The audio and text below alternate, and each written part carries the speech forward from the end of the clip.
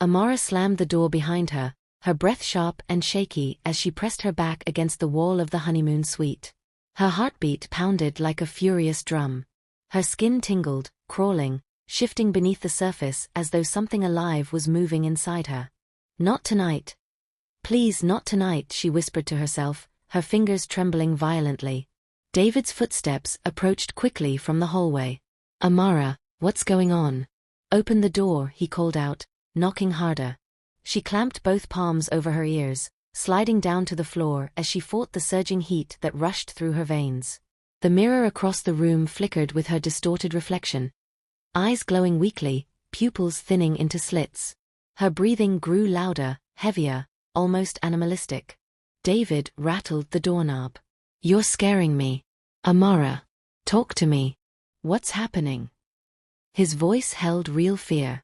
She wanted to answer him, to calm him down, to pretend everything was fine, but words wouldn't form. Her lips quivered as her jaw tightened in an unnatural way. She squeezed her eyes shut to block everything out, but a sudden crack echoed, her fingernails lengthening slightly as she clawed the tiled floor. Then the scene cuts back to her childhood, years earlier, in the small village where she grew up. Neighbors whispered, "That girl is strange. Something is wrong with her." Amara would overhear them as she played alone in the dusty compound, her hands muddy, her hair tangled, her clothes torn from wandering off. Her mother, Ngozi, constantly chased after her, dragging her back home. Amara, stop running into the bushes like that. You disappear for hours. What if something happens to you? The little girl would frown in confusion, because she never remembered leaving. One evening, her father found her curled under a tree kilometers away, dirt smeared on her face, her eyes strangely yellowish. How did she get here? He muttered, shaking with worry. But Ngozi only whispered, "It's happening earlier than I expected." Strange incidents multiplied. Amara would wake up with scratches, claiming she heard hissing sounds calling her. She would lash out when frightened, moving with surprising speed. One night, her father confronted Ngozi. "Tell me the truth. This is not normal. What is happening to our child?" Ngozi's face fell. "It's my family's curse," she murmured. "It's been dormant for years, but it's awakening in her." Her father slammed his fist on the table. "A curse? You kept this from me." But Ngozi only cried, insisting she hoped Amara would escape it. That argument marked the beginning of endless tension between them. At school, Amara became the quiet child everyone avoided. Some classmates spread rumors that they saw her crawling on the ground behind the school block, her movements strangely reptilian. When confronted, she had no memory of it and would shake her head, tears filling her eyes. "I don't know what they're talking about," she said repeatedly. Her teachers grew concerned, and one advised her parents to seek spiritual help or medical attention. They tried, but nothing changed. The episodes continued, unpredictable and frightening. Eventually, Ngozi moved the family to the city to escape the growing fear in the village. In the city, Amara vowed to hide every strange sensation, every flicker of transformation.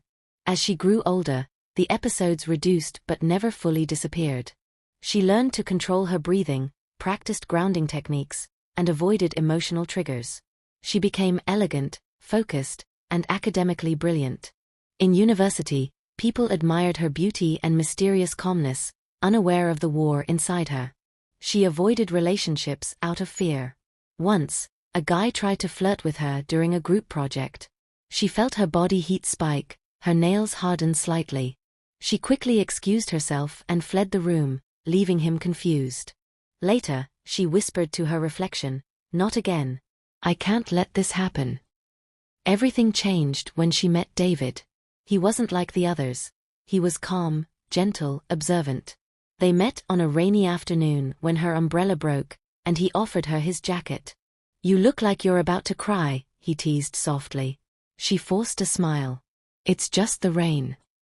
They became friends, sharing long walks and quiet conversations. For the first time, she felt a strange peace around someone. But deep inside, she feared that getting close to him could awaken the curse. One evening, while they were studying together, he asked, "Why do you always act like you're scared of being cared for?" She looked away. Because caring for people has consequences. David chuckled gently. Not with me. I'm not going anywhere. She stiffened, her heart beating too fast. The sensation inside her stomach twisted, urging her to pull back. But she didn't. Against every warning voice inside her, she let him in.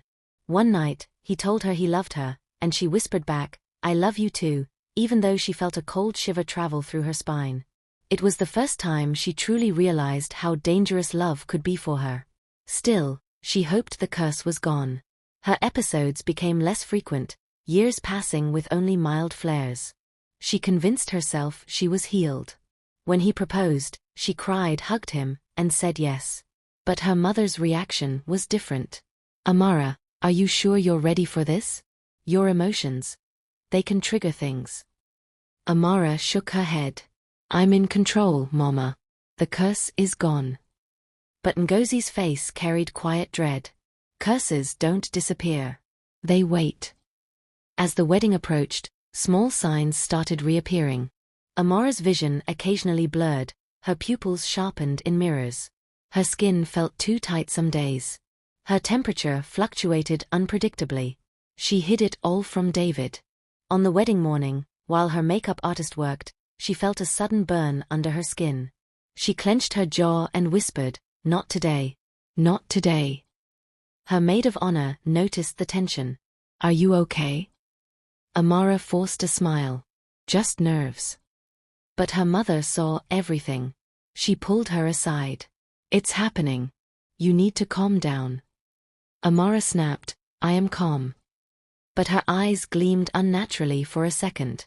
During the ceremony, David held her hand, unaware of how cold her fingers felt. When the pastor told them to kiss, Amara hesitated a second too long. David whispered, "It's okay, it's just us." She smiled tightly, kissed him quickly, and the crowd cheered. But inside her, something churned, an ancient instinct, triggered by overwhelming emotion. At the reception, her skin began to prickle again. She excused herself repeatedly, claiming she needed to fix her hair or makeup. In the restroom, she grabbed the sink, staring at her reflection. Her voice broke. "Please, don't ruin this for me." Her eyes flickered again. Her mother rushed in. "It's getting worse. You need to leave before someone notices."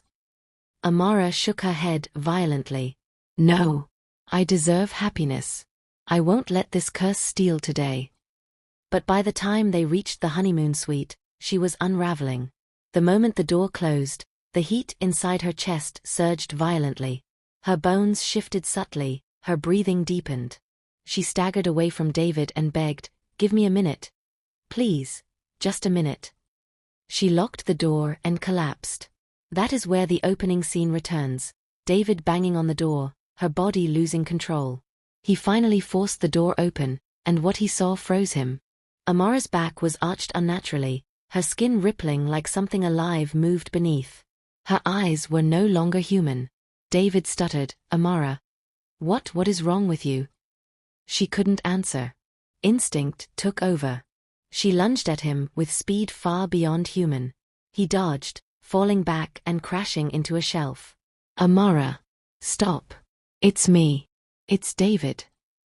But the creature inside her didn't recognize him. David screamed for help as she grabbed his arm, her grip brutally strong. "Please," he begged, "fight it. You're stronger than this." For a moment, her eyes softened, recognition flickering. "David, run," she whispered, but then another wave hit her and she hissed sharply. She clawed toward him again. He grabbed a lamp to defend himself and hit her with it, not out of malice but survival. She collapsed, unconscious. Her mother burst into the room seconds later, having heard the chaos from her hotel room. She knelt beside Amara, tears streaming. "I told you this would happen," she whispered angrily. David shook, trembling. "What is she? What is happening to her?" Ngozi looked at him with exhausted sorrow. "She's my daughter. She's cursed. And now you know." Amara woke hours later, seeing blood on David's shirt. "Did I hurt you?" she asked, her voice small and broken. David nodded weakly. "You didn't mean to." She sobbed uncontrollably. I should have told you. I thought I could fight it. Word spread among those who heard the screams, and rumors began circulating. David struggled with fear and love colliding inside him. He didn't know whether to stay or run. He told her, "I love you, but I don't know how to live with this." Amara felt the curse tightening its grip, getting stronger with each emotional breakdown. Her mother said quietly, "Amara, you may have to leave. If the curse is waking fully, staying near people will only make it worse." David asked, "Leave to where?" Ngozi replied, "Somewhere isolated. Somewhere she can't hurt anyone." Amara decided she couldn't risk harming David again. She packed in silence, tears falling steadily. When David tried to hold her hand, she pulled away. "I can't stay," she whispered. "I won't forgive myself if I ever kill you." She walked into the night, disappearing without looking back. But as she walked, her body shifted again, confirming the curse was fully awakened now. Rumors later spread in the outskirts of town. People claimed they saw a strange, serpent-like figure moving through the tall grass late at night. Some said it had the eyes of a woman. Others said it hissed her name. If you enjoyed this story outline, don't forget to like this video, comment what you learnt from it, and share it with your friends and family who may need to hear it. And don't forget to subscribe so you can continue enjoying more captivating stories like this one.